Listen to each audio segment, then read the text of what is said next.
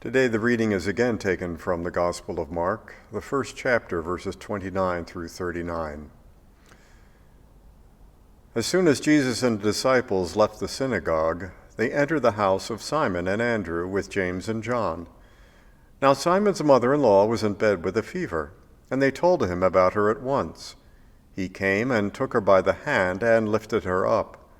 Then the fever left her, and she began to serve them. That evening, at sunset, they brought to him all who were sick or possessed with demons, and the whole city was gathered around the door. And he cured many who were sick with various diseases, and cast out many demons, and he would not permit the demons to speak, because they knew him. In the morning, while it was still very dark, he got up and went out to a deserted place, and there he prayed. And Simon and his companions hunted for him. When they found him, they said to him, "Everyone is searching for you." He answered, "Let us go on to the neighboring towns, so that I may proclaim the gospel message there also, for that is what I came out to do." And he went throughout Galilee, proclaiming the message in their synagogues and casting out demons. The word of the Lord. Today, the annual meeting of Trinity Parish will take place immediately following the morning prayer service. For the first time, it's going to be a virtual meeting on Zoom. However, as far as I know, Trinity Parish has been meeting every year since its founding in 1841, and it still remains the legal name even after merger with Grace Cathedral in 1910, when the name Trinity Cathedral was taken on. Trinity Parish was the first, and still that name endures. This will also be the first annual meeting that I've conducted in February. The diocesan canons allow for annual meetings to take place as late as the end of April, but that does seem a bit late to me to choose vestry members and to pass the budget for the year. So we meet earlier. But doing so in February means that these particular readings, the gospel reading for today, for instance, has never occurred on an annual meeting year. And I'm really struck by how appropriate the gospel message is for today, because it contains many elements of the Christian faith. First of all, Jesus was traveling with his disciples. Life as a Christian is not meant to be lived alone. It's lived in community. And one of the hallmarks of that community, of any community, is hospitality. And sure enough, Simon Peter and Andrew have invited Jesus into their home. Turns out that Simon's mother-in-law has a fever, which, by the way, means that Simon was married. He was not celibate. When Jesus finds out that she has a fever, he seeks her out and then touches her hand and then heals her. That's our second lesson. Christian community is about healing. Once healed, she teaches us the third lesson. She gets up and she starts serving others. Soon the word gets out and people start to flock to the house to be healed not only of physical ailments, but also of spiritual ones and mental ones as well. The Church of Jesus Christ is a place where the broken and imperfect people come to encounter the loving, healing presence of Jesus Christ. What follows is one of my favorite passages in Mark's Gospel, and I know it best in the old Revised Standard Version.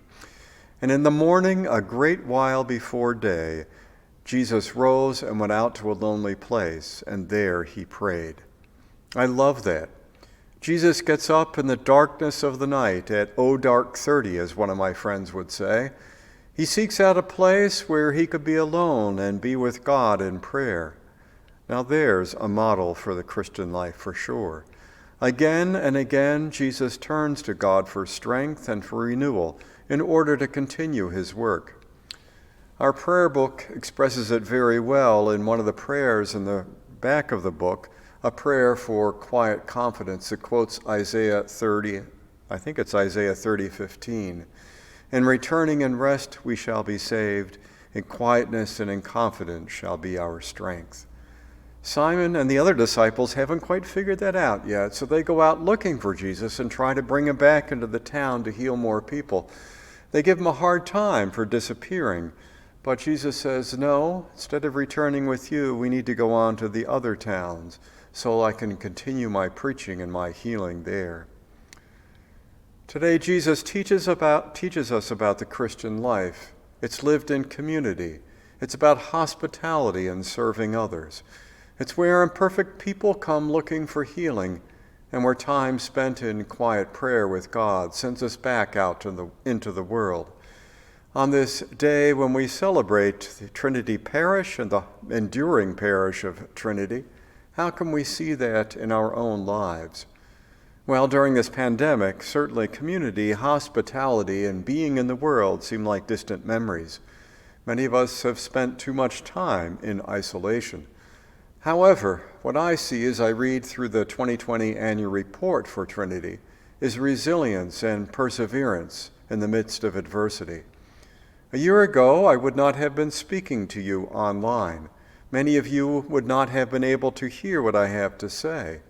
We had no musical Christmas cards to offer during the 12 days of Christmas, productions that Ron May put together to showcase the talent and the beauty of Trinity Cathedral. In the last months, many of you have maintained intentional connections with one another by phone or email or even by Zoom or by Facebook or Hangouts, and some traditionally by sending out cards.